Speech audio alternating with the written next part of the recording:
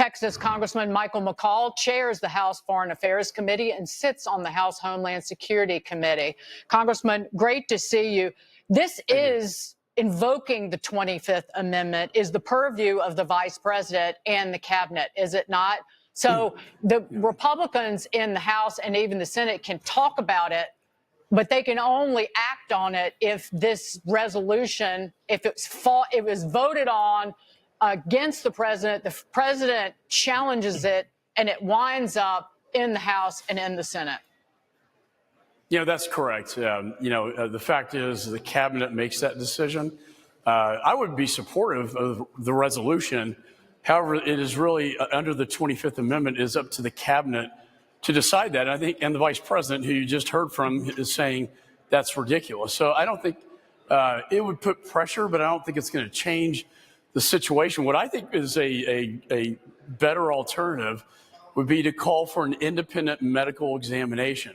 And this could be done by, the director of Walter Reed, for instance, somebody who's not a biased person. Like the current White House physician, I think, has a conflict of interest with financial dealings with the Bidens. But the real cognitive test, Dagan, was the debate itself. And I believe he failed that test that night. I've never seen a more devastating performance in my 62 years of life on this planet of a president of the United States, commander-in-chief, not having the wherewithal and the cognitive ability to even speak. Now, think about what our foreign adversaries think when they see that. Say, Putin or Chairman Xi in China or the Ayatollah. They see a weak president, as they have seen since he came into office, and in their point of view, it's time to strike. The man's mouth was agape when he wasn't speaking. And quite frankly, the interview with George Stephanopoulos, one of the early answers to a question about the debate where he began talking about how he prepared for the debate, devolved into an answer that was as coherent and clear as a bowl of oatmeal. And George Stephanopoulos didn't say anything to him about it, but it was just garbage. And I want to get to this. Anna Paulina Luna, the Florida Congresswoman, said this on Sunday Morning Futures to Maria Bartiromo, that she expects to advance a measure in the House that would find Attorney General Merrick Garland for not handing over the audio tapes from the president's interview with special counsel Robert Hur. Listen to this, Congressman. We fully intend on bringing this up on Wednesday afternoon, potentially. Obviously, with the speaker supporting this, I do believe that it will pass. And so how this will work is Garland will be required out of his own pocket to pay a $10,000 a day fine for every day that he holds out on those tapes. I think that it'll serve two purposes. One, obviously, there shouldn't be a double standard of justice in this country. We have people in jail for doing what he did. But also, two, I do believe that it will force him to produce either the tapes or to step down. Is there ever a chance that anyone gets to hear these tapes, Congressman?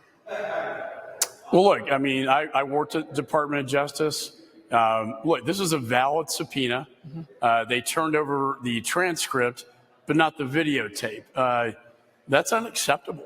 No matter who is being subpoenaed, even if it's the Attorney General of the United States, under law and due process, he needs to turn over the videotape of this conversation with the president, because I think it'll be very dispositive of many things regarding, the investigation being conducted, but also going back to his cognitive skills. Again, does anybody like seeing this? I think everybody feels very uncomfortable. My mother had, Alzheimer's. Nobody wants to see this. And I think for the good of the nation, he should get an independent medical evaluation.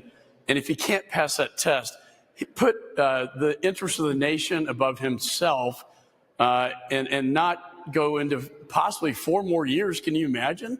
With this state of mind where he has first strike capability with our nuclear arsenal? Do you realize how dangerous this situation really is? Yeah. The American people realize that. It's all anyone wanted to speak to me about over the weekend and over the holiday, regardless of who they voted for during the last election. Congressman Michael McCaul, thank you so much. Thanks, Dagan. Thanks for having me.